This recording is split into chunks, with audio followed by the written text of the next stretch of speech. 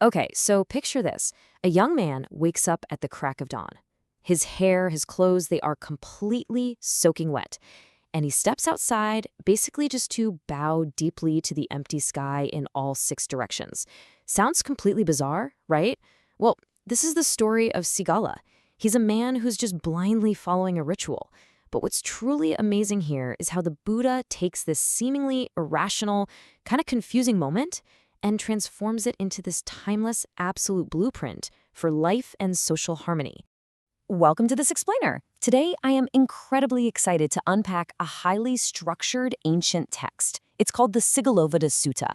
And honestly, when you really look at the source material, it functions remarkably like a modern life hack. I mean, it's brilliant. So today we're going to visually organize all these thoughts to show you just how ingeniously this ancient wisdom was actually designed. Okay, let's dive into this. Here is our roadmap for today. We're going to follow a really logical progression here. First, we start small with the individual in part 1, the young man bowing. Then we'll move to part 2, abandoning the decline. From there, we expand outward to our inner circle in part 3, true and false friends. And finally, we'll look at the big picture of society in part 4, the 6 real directions. All right, part 1, the young man bowing. Let's set the opening scene right in the ancient city of Rajagaha. Sigāla is right in the middle of this bizarre morning routine when he has a totally unexpected encounter with the Buddha. Now, the crucial point here is this. Sigāla wasn't bowing to the east, south, west, north, down, and up because he had some deep spiritual understanding. Not at all. He was literally just blindly fulfilling a dying father's wish. Out of pure respect for his dad, he was going through the motions, acting strictly out of duty without actually comprehending the core meaning of what he was doing. And seeing this, the Buddha gently steps in to point out that, hey, in the discipline of the noble ones, this isn't how you worship the directions at all. Which brings us to part 2, abandoning the decline, managing yourself first. Because the Buddha doesn't just tell Sigāla he's doing it wrong and walk away. No, he begins this highly structured lesson, starting right at the absolute foundation. Basically, before you can fix your relationships with society, you absolutely have to fix your own personal habits. Now, what's really interesting about this is their striking modern relevance. I mean, this advice is over 2,000 years old, yet these 6 paths to financial and moral ruin, they are still a massive reality today. Look at these habits: indulging in intoxicants, roaming the streets at night, constantly partying, gambling, associating with bad company, and just sheer laziness. These are literally the exact same financial and personal pitfalls that people struggle with right this very second. And actually, speaking of laziness, listen to this classic excuse straight from the ancient text. A lazy person says, "Oh, it's too cold, it's too hot, it's getting too late, it's too early, I'm too hungry, I'm too thirsty." Sound familiar? And the result? And so no work is done. It's honestly hilarious how human nature hasn't changed a bit. We still invent the exact same excuses to avoid getting things done. And that inevitably means the wealth we haven't made yet just won't materialize. And the wealth we do have, it'll just slip away. So moving on to part 3, true and false friends. This is all about filtering your circle. Because once you've managed your own habits and closed the door to your own personal decline, it is time to carefully vet the people around you. And this brilliantly illustrates how to do exactly that.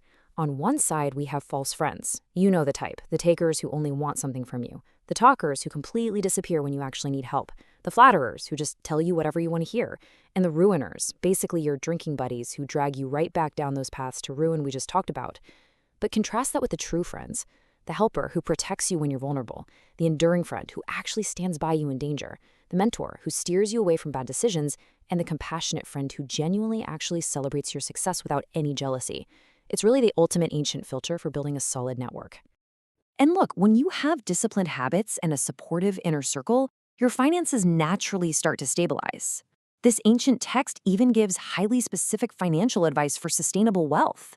The Buddha advises dividing your income into 4 portions. So, you use 1/4 for your personal needs, you reinvest 2/4, so 50%, right back into your work or business, and you save that final quarter as a strict emergency fund for times of danger. It shows exactly how a disciplined life directly translates into brilliant, highly structured wealth management. All right, part 4, the 6 real directions. This is where we get into social relationships.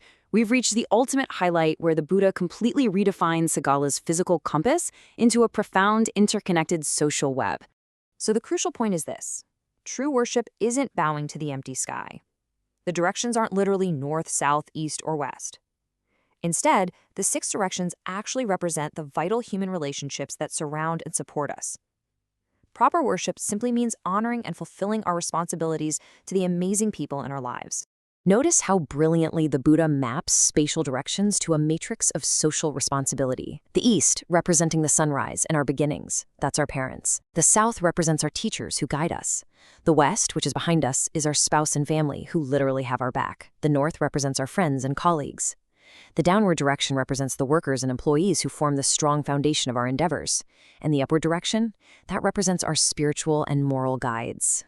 Let's move to and see how this builds, right? How does this web of relationships actually work? Well, it functions in a 3-step cycle of mutual protection. Step 1, you fulfill your duty to a relationship. For instance, an employer gives their workers fair wages, reasonable tasks, and healthcare. Step 2, the workers reciprocate that care by being diligent and protecting the employer's interests. And step 3, that specific direction is now completely secure and protected from danger. It's an incredibly practical, self-sustaining mechanism for maintaining a thriving society. So what we have here isn't just religious dogma. It's a highly practical, actionable blueprint for modern life. From the beginning of our journey to now, we've watched a blind, empty ritual totally transform into a profound social awakening. So I'll leave you with this final thought. If you were to audit your own 6 directions today, your parents, your teachers, your family, your friends, your colleagues, which relationships might you be neglecting?